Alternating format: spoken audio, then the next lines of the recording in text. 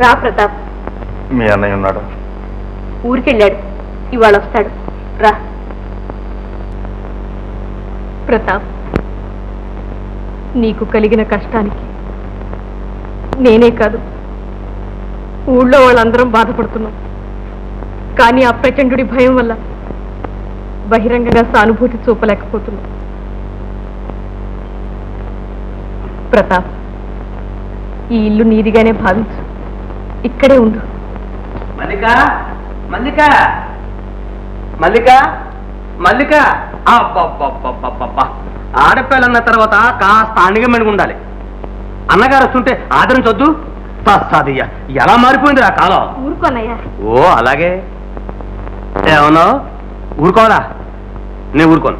నేను ఎందుకు ఊరుకోవాలి? చెల్లెలు వచ్చి అన్నగారిని ఊరుకోమని చెప్పడం, అన్నగారు ఊరుకోవడం. తస్సాదియ్య, ఎలా మారిపోయింది ఆ కాలం. అబ్బబ్బా ఊరుకోనయ్యా, నీకు పుణ్యం ఉంటుంది. పుణ్యం? పుణ్యం నాకెందుకు? పాపం చేసేవాడికి కానీ. ఊరుకోనయ్యా, ఆయన కష్టంలో ఉన్నాడు. కష్టం? ఆయనకి కష్టం? కష్టాల్లో పుట్టు, కష్టాల్లో పెరుగు, కష్టాలను చస్తాం. ఆయనకి హాయిగా కొలుకుతూ ఆనందంగా పైన చూస్తాడు. ఎవరి మాట? ఇంకెవరు? ఆ భగవంతుడు దేవుడు. అది కాదన్నయ్యా నేను చెప్పేది, ప్రతాప్ మాట. ప్రతాప్? ప్రతాప్? ఏ ప్రతాప్? మన ప్రతాప్? అవును. ఎక్కడ?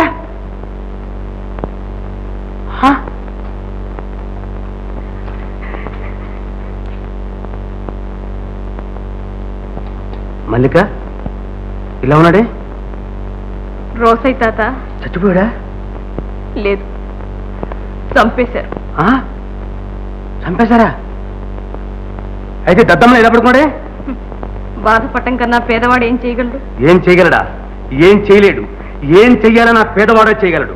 కోటలు కట్టినా పడగొట్టినా వాడే సమర్థుడు. అందులో మన ప్రతాప్ ధీరుడు. పట్టుపట్టాడంటే ప్రపంచాన్ని మార్చగలడు. కత్తి పట్టాడంటే శత్రుల్ని హతమార్చగలడు. ఒకవేళ వాడురుకున్నా వీడురుకోడు. ఎవడు అంతకుడు? ఎక్కడా కత్తి? చెప్పు, ఇప్పుడు చెప్పు. ఎవరైతే ఊరుకుందు? నేను ఊరుకోను.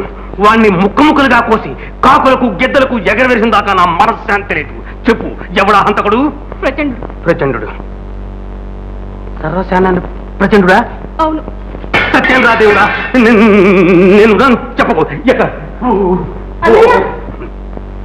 ఏంద్రియం ప్రసన్నం చేయు, సక్రియ కాకినేటి దారిగెలియం. చలా, ఎవరిని అడితే నేను ఊరేదని చెప్పు. మళ్ళీ అడితే దేశాంతరం వెళ్ళని చెప్పు. నేను చెప్పనని చెప్పు. చలా. అబ్బో అబ్బబ్బబ్బబ్బా. ప్రతాప్,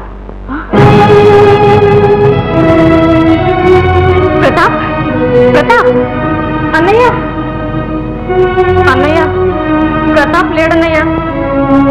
అన్నయ్య.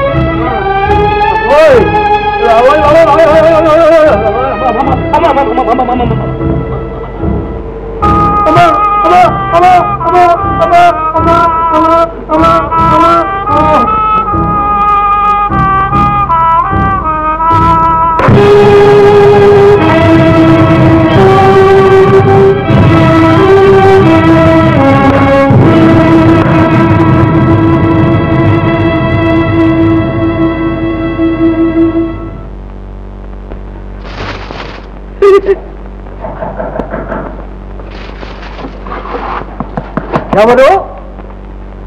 ఎవరది? అక్కడే ఉండండి.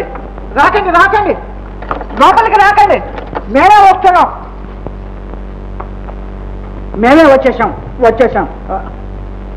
ప్రచండ నీవా? ఎవరో అనుకున్నాను. రా లోపలికి రా. అమ్మాయి గారు వస్తున్నట్టు కబురు ఏమైనా వచ్చిందా? లేదు, నేటి కార్యక్రమం విన్నవించుకోవడానికి వచ్చాను. ఓ అవు విన్నవించుకో. నేడు వసూలైన శిస్తు 500 మొహరీలు. 500? బాగుంది. ఇల్లు వేలామల్ల వచ్చింది 400 మొహరీలు.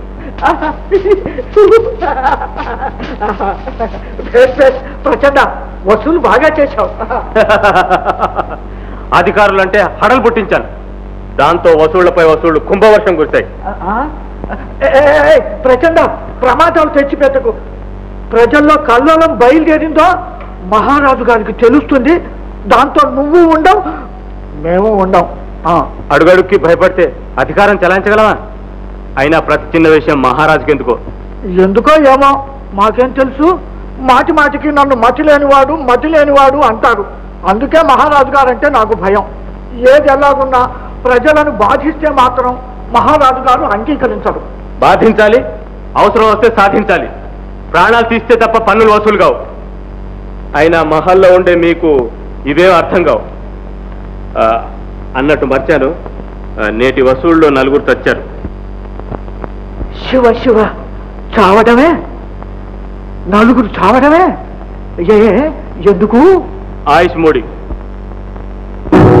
ఓ అవు ఆయుష్ ముడితే అందరూ చావాల్సిందే. నువ్వు చేస్తావు, మేము చేస్తాం. పో. మరి డబ్బా ఎందుకు?